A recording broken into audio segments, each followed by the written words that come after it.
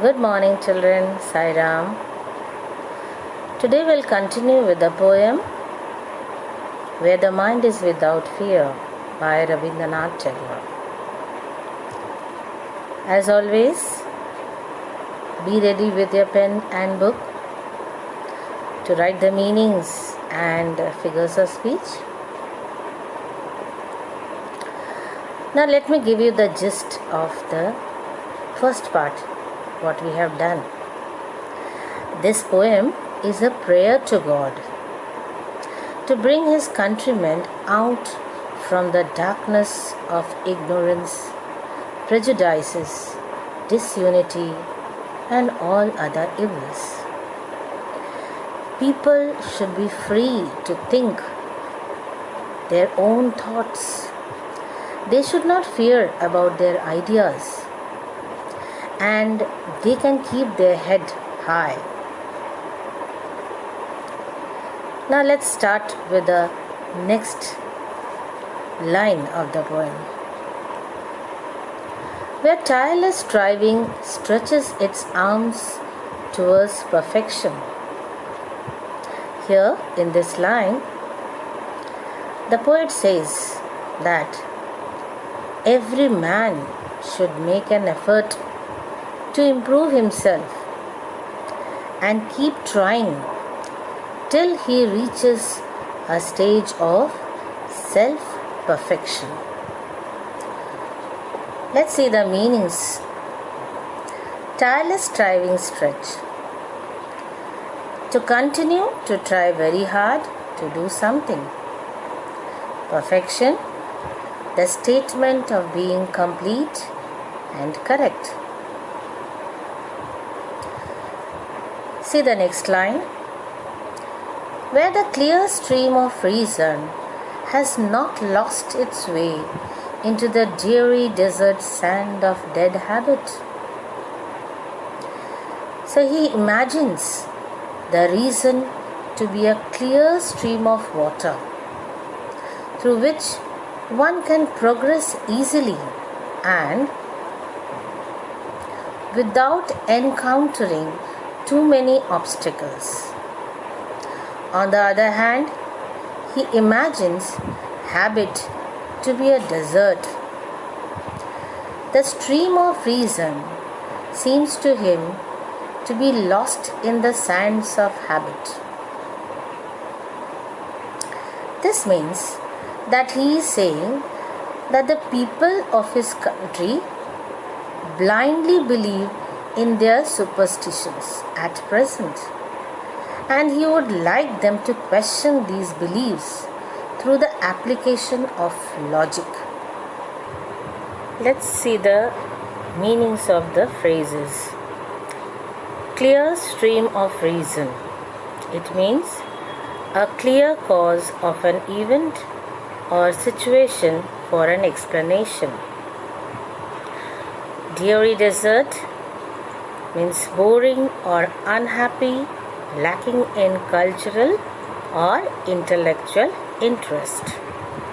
Where the mind is led forward by thee into ever widening thought and action. In these lines, the poet speaks directly to God.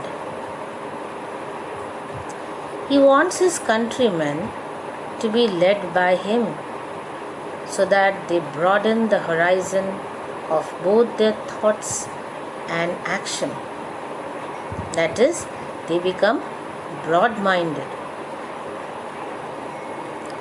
Ever-widening thought, continuous thought that lasts forever. Into that heaven of freedom, my Father, let my country awake.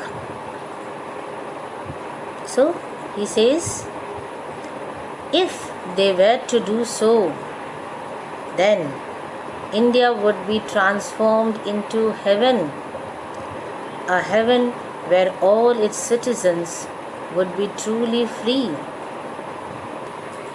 So what type of heaven the poet has imagined here? He talks about the heaven where people live there without fear of anyone. They are proud of their beliefs and they stand for them fearlessly. They work hard to gain perfection and do not follow old habits which can only lead them towards death and stagnation. They are free to learn and gain knowledge and act in a way that they can bring honor to their country. Let's find out the literary devices.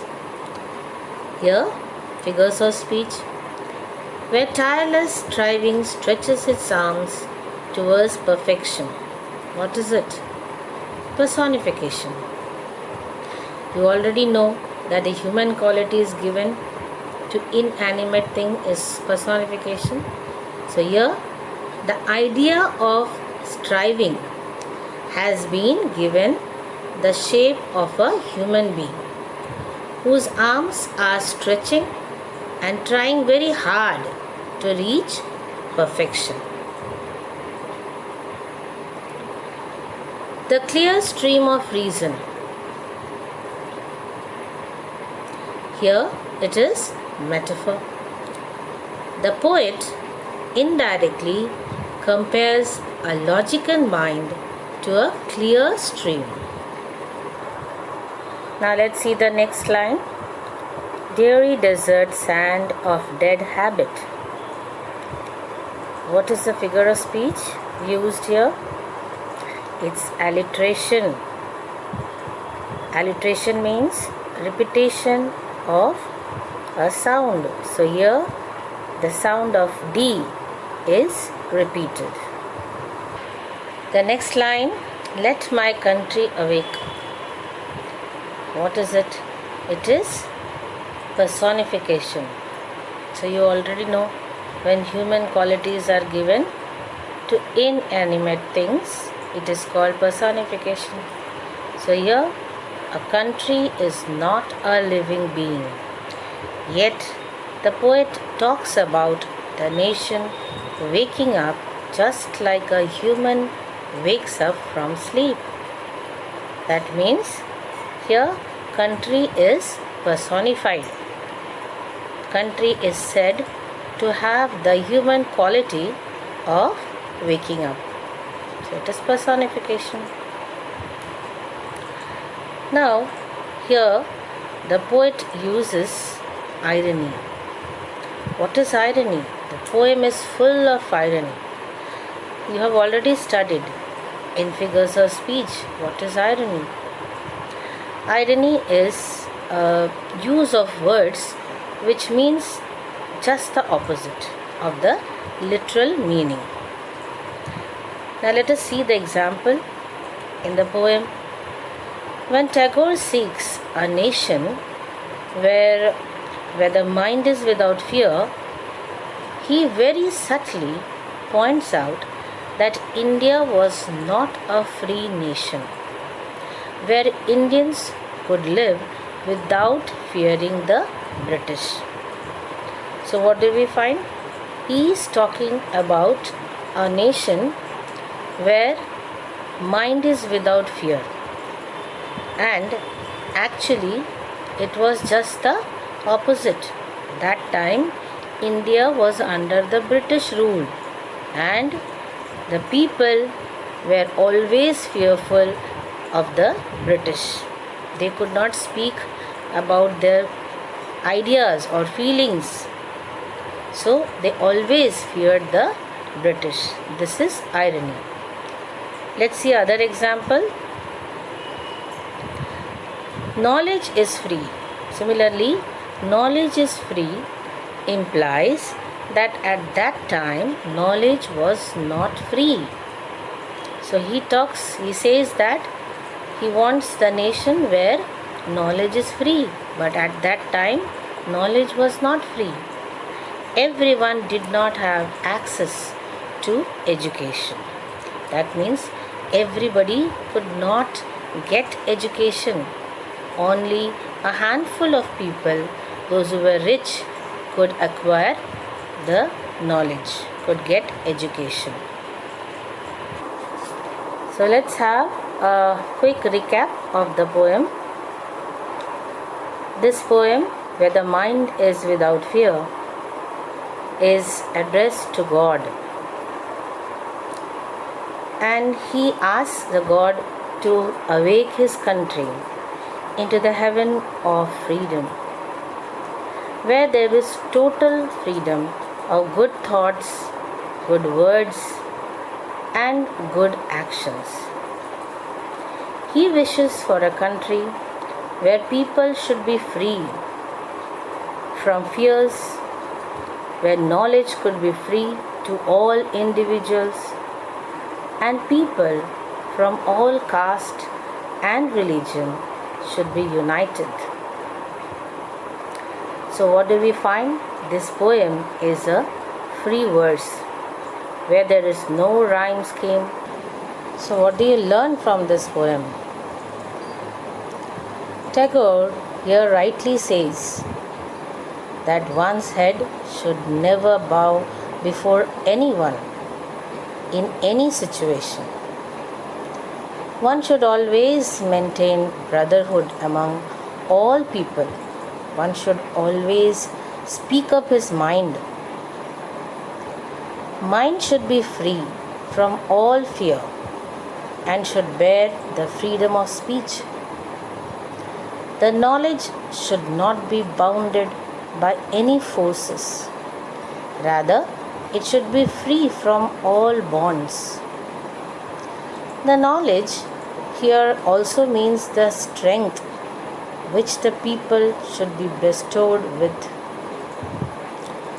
People should not be affected by any forces which would result in the world breaking into fragments by walls created between each other. They should try hard to refrain themselves from such thoughts which would divide people and isolate them. Everyone should be encouraged to reach their goals with perfection. Mind should not dwell in mistakes, rather should have the power of reasoning for a better future. Tagore prays to Almighty to gift him with such a nation that achieves not only political but also spiritual freedom. Children, let's have the value points. These value points will help you to answer the questions. Please go through it.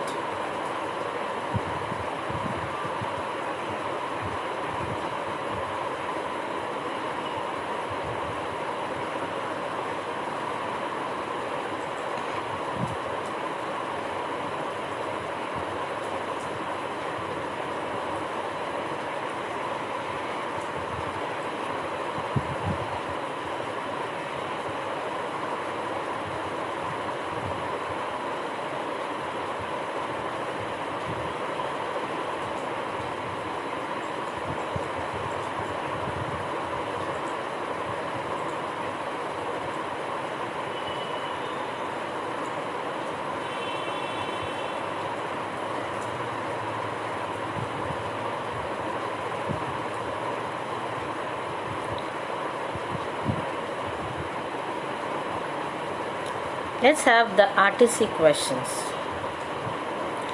One line is taken from the poem. Where the world has not been broken up into fragments. What kind of fragments is being referred here? These fragments are the groups of people in India who are different due to their religion, caste, creed, or class. Who breaks the world? Narrow domestic walls here break the world. These are the walls of differences and division between people. What causes these breaks to occur? Ignorance, hatred, narrow-mindedness, prejudice causes these breaks.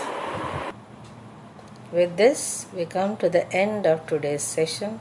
I hope you have understood the poem. Thank you. Take care.